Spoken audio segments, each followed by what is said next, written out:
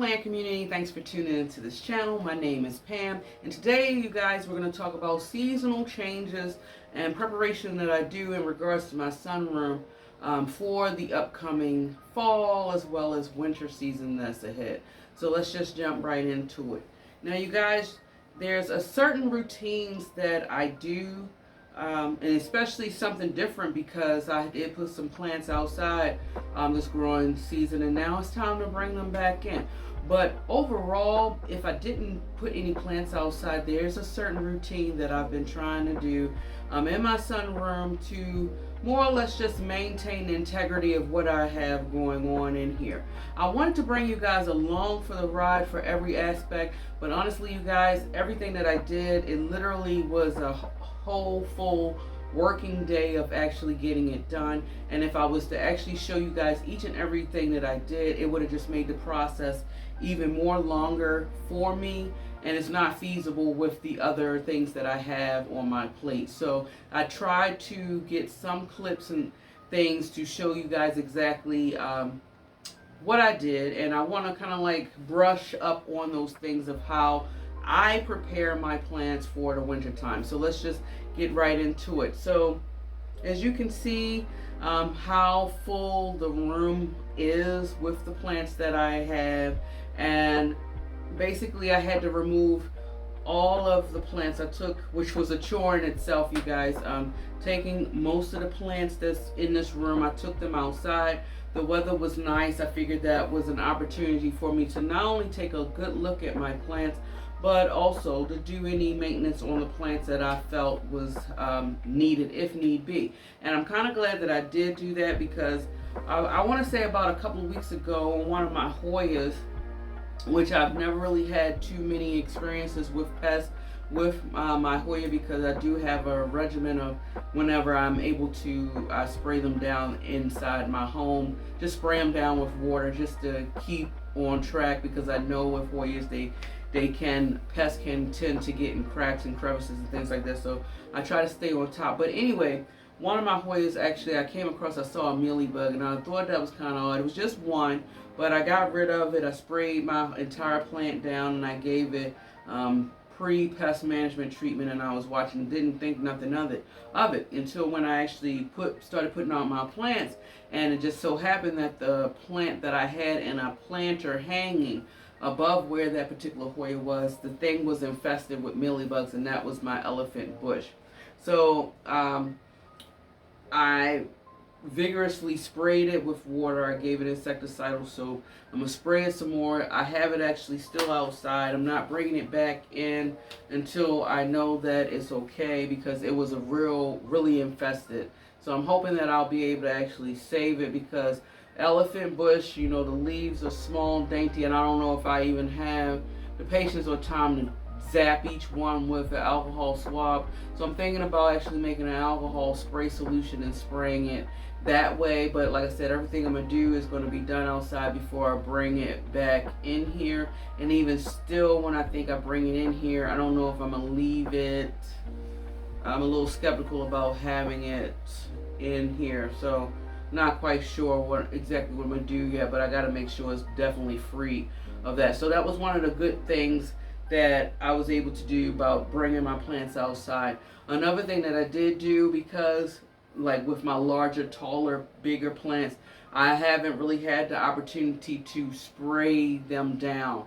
Even though, like I said, I haven't really had any problems with pests, but I want to maintain that atmosphere by just staying up on some of the pre-pest management, so to speak. So by me having them outside, it gave me a chance to spray them all down. So I was able to spray them all down with water, and just to clean them up, just to wash the dirt and debris, because one of the things is, because seasons is changing, the structure, the way that the sun is now rotating differently, so it's not giving us that harsher light. So this is where photosynthesis and trying to help promote photosynthesis to your plants is extremely important during the part of the seasons, fall and winter. So now we're back inside, and so one of the things that I also like to do is I want to clean the area because I had all the plants gone, as well as the stands and things like that moved around, as well as my chairs and things like that. So the only things that I didn't mess with as far as the plants was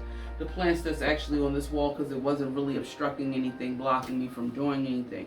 But as far as everything that I had on the hanging planters, the walls, the windows and things like that was all removed. And I wanted to give this room a good scrub. I did this once before in the beginning of the growing season, and I do it again around fall time. So I figured, cleaning up this area at least 2 times, a thorough cleaning up like that, at least 2 times a year is pretty good. So, I took everything out. I shampooed my carpet and that's in here, my area rug. I shampooed that, gave it a chance to dry. Did a lot of mopping in here. Got rid of just did some little dusting on the spaces and corners and cracks and crevices. Another thing that I did do, my humidifier.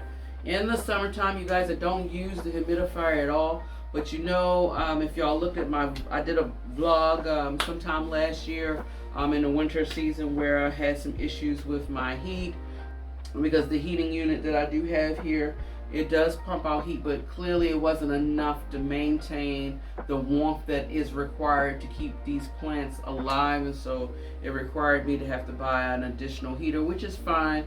It makes my energy bill up slightly a little higher during the winter season, but it's okay. I think it's well worth the investment to maintain my plant babies in this room.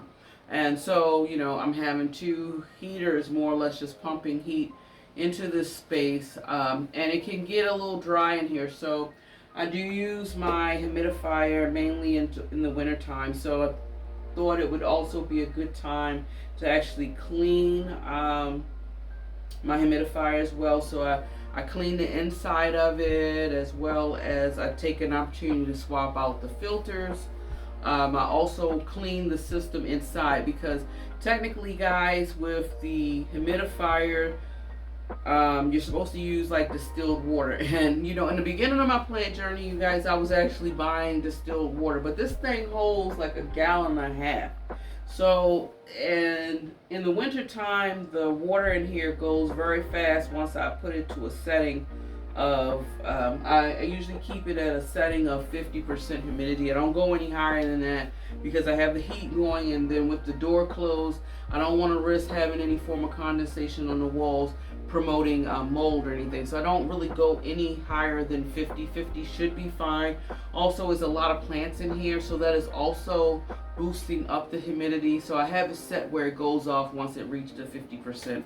Anything higher to me would just be an unhealthy situation for me, for myself, outside of just the plants. So needless to say, I go through a lot of water. So what happened is, over time, I said, it's not really cost effective for me to keep constantly buying distilled water and pouring it in this thing. It's insane. So I've been using tap water. So what happens with that tap water, salts build up and things like that. So I do try to clean the system out. And what I did do, I did run it through. And what I do is I put 2 capfuls of white vinegar in the water and just run the system, just so that you can kind of clean whatever is going through the tubes and things that I can't reach. And so far so good, it's been working. So I did do that as well to prepare for when I do need to actually start using it, when I start turning on the heaters in here. So another thing that I did in here, you guys, and I'm gonna try my best to show y'all some clips and things of when I did certain things. So like I did clean the windows as well. Cleaning the windows is essential. Like I said, because of the position of the sun, it has changed. It's not as harsh. You need everything that you can to maintain photosynthesis so that these plant babies are getting the energy that they need. They're not going to get as much energy as they would in the growing season, but you need to make sure. So I did clean all of the windows so that to promote even more air, along with, like I said before, I was cleaning the leaves. That's 2 main things that you can do to help hopefully get more sun to the leaves that since we're having less sun, we want to do all that we can to make sure. Outside of that, of course, you know, I have my grow lights in here, which is also going to be an additive measure. Now, I swapped out my curtains as well because I have springtime curtains and then I have like a fall wintertime curtains. Now, right now, my curtains will be left open, but I put new curtains up, and traditionally, I close those curtains. And you guys probably be like, Pam, okay, are you crazy for closing the curtains? You just said something about the windows and how well we need to focus on having clean windows so that we can have all the light.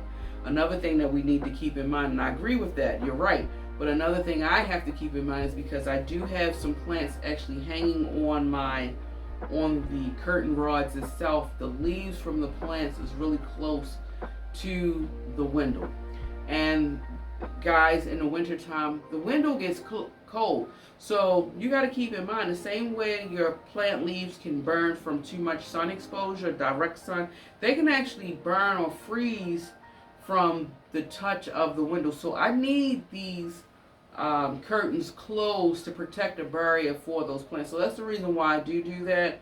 And I'd rather do that. And it also helps with, because I do have some issues with, and even though I believe I did fix those issues, but I want to have peace of mind. Like I said, there's some real estate plants in here that I want to maintain integrity. I do close it to offer a peace of mind too. So it's a preventative measure for my plant leaves, and it also helps maybe block any possible drafts that could be coming from those windows. And I've been mainly having issues with draft coming from them windows, thank goodness, and it's not all of them where I won't have to worry about just keeping the you know, I pull down my blinds and things like that, which I really would not want to do. So yeah, so I've been doing it for the past for as long as I've been owning the house, and so far so good. That's been working. So if it's not broke, don't fix it. I'm just going to keep on doing that. So, but right now, because it isn't cold yet, I decided to just go ahead and leave the curtains open, and I'll keep track of the I guess the weather before I make a decision of when to close the curtains, because I got to tell you, like I said before in some of my other videos, I don't know if I just live in a different like ecosystem. It feels like I'm in a separate ecosystem in my area where I live at, where the winds is extremely strong. The cold air can really be blistering cold for some reason. And it's weird because I don't even live near, I don't think, any like real water. You know, I'm not near an ocean or anything like that, but it really can get extremely wild when we have these weathered events around here, so I have to prepare for that.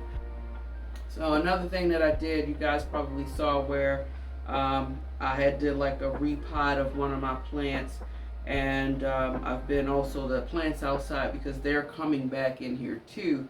I did some spraying down constantly with like the peroxide water and a little bit of alcohol solution that I've been pouring in the water to actually clean some of my roots in the soil. I only repotted just one plant because I felt, because I already had an issue with that one. Y'all saw me talk about that, address that in a video I'd already put out. So for the most part, my thing was to inspect the leaves. I inspected all the leaves, and prior to, for a couple of weeks, when I was giving it water, I made sure that I flushed the soil with the solution that I made, as well as spraying my plants down with insecticidal soap and spraying it down with other pesticides and things like that, spraying it with water and things like that, and checking the undersides of leaves and things like that, because I did not want to introduce any pest into my home, as well as spread anything to the existing plants that did stay inside my home. So looking at everything seemed to be fine. So I felt confident with bringing my plants in. I honestly, I think I did it too soon as far as bringing them in the house, because right now we're still having temperatures that's not below 50, which is fine. But I didn't want to get to a point where maybe life could get in the way, and I had at least about, I don't know, 20, maybe 30 plants outside. I can't even really remember. I didn't want to have a situation, you guys, where I'm like, dang, the temperature is dropping, it's going to be 45 tonight or 40 or whatever, my first frost for the year, and now I'm rushing trying to bring these plants in here. I don't like doing anything rushed. when you rush to me, I feel like I can forget to do something that be extremely important. So because of that, I don't like rushing. I like having plans in place. So that's pretty much what I did in regards to that, and everything looked fine. I did just some rearranging of certain plants and things like that because I wanted it to still look aesthetically pleasing in here and also not look cluttered. Like I said, I don't want to. If it starts looking cluttered to me, it starts messing with me mentally, and it'll give me anxiety. And I'm not doing the plant design, the creation of the vibe to give me anxiety. It's absolutely the opposite of that. I want to have peace of mind and a form of relaxation. So strategically placing the plants the way that I wanted to was extremely important to me. But I also have to be mindful too of the position of the plants. Is it because it can't just be about my aesthetics. It got to be what's also going to work for my plant baby. So I put some plants in some different places that they weren't before, but they were still in this room. So I'll just monitor that and keep an eye on it. And yeah, then we'll just go from there. But this, you're going to see the clip of the end result of what it looks like now. And yeah, pretty much like I said, it was an all-day process.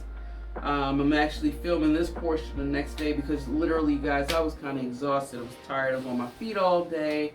I'm doing a lot of bending and pulling. The good part about it is I got free exercise by doing that, so that was probably a benefit for me. But yeah, it was a lot of work, but I can honestly say enjoyable work. So usually, you guys, as a big, huge tip for anybody, you know, I do get a lot of nice comments about how people wish they had this room and things like that. And it is a blessing for me to have this room, hands down. I would not, I'm very grateful to God for, you know, even putting me in a position where I'm able to have a room like this. So I feel extremely blessed, extremely grateful. But I want to point out to you guys that if you do have the space or whatever, it does take work. It does take time, a lot of time out of your day to maintain the integrity of this space. So if you don't have it in you to do that, or the time, or whatever the case is, you know, then it may not be for you. But I actually enjoy it, even though like I said, I was exhausted, but I had a good time actually being able to look at my plants, appreciate my plants, inspect my plants, and just care for my plants. Clean the area because I do have a little teeny bit. My children probably would say something else. I have just a little bit of OCD in certain aspects of my life, and not just one thing as far as cleaning. I can over clean stuff that would probably take the average person like maybe 2 minutes, but it'd be like a 5-10 minute process with me because it gotta be just so perfect and so right. So I'm a work in progress, you guys. I'm working on that. Trying not to, you know, have that be an issue. But yeah, y'all let me know what y'all think. Y'all got a chance to see the before, the middle, and the after. Also too, if y'all would be interested in, I guess, I felt like, personally, I felt like I was doing maybe too much of houseplant tours. I don't know, but if y'all are interested in actually having a sunroom tour, you know, comment below, let me know. I'll be more than happy to kind of like do that and give y'all an opportunity. Y'all can see the changes and rearrangements that I've actually done in detail in this room. But that pretty much wraps up this video, you guys. Yeah, I just wanted to bring you one part of the puzzle of my plant journey, and I just wanted to bring you guys along for little snippets here and there. And y'all just comment below. Y'all let me know what y'all have done. For those of you that do experience 4 seasons, what do y'all do as far as any plant preps for the upcoming fall and well, we're in fall, but for the upcoming winter season, do y'all do anything different with y'all plants? Please comment, share below. But yeah, this wraps up this video, you guys. If you have not subscribed yet, like I said, I'm going to keep saying it and saying it until you hit those buttons. It's free, you guys. I'm seeing a lot of you watching and I appreciate you watching. But to give me an extra boost, please subscribe to this channel. It really would help me out tremendously.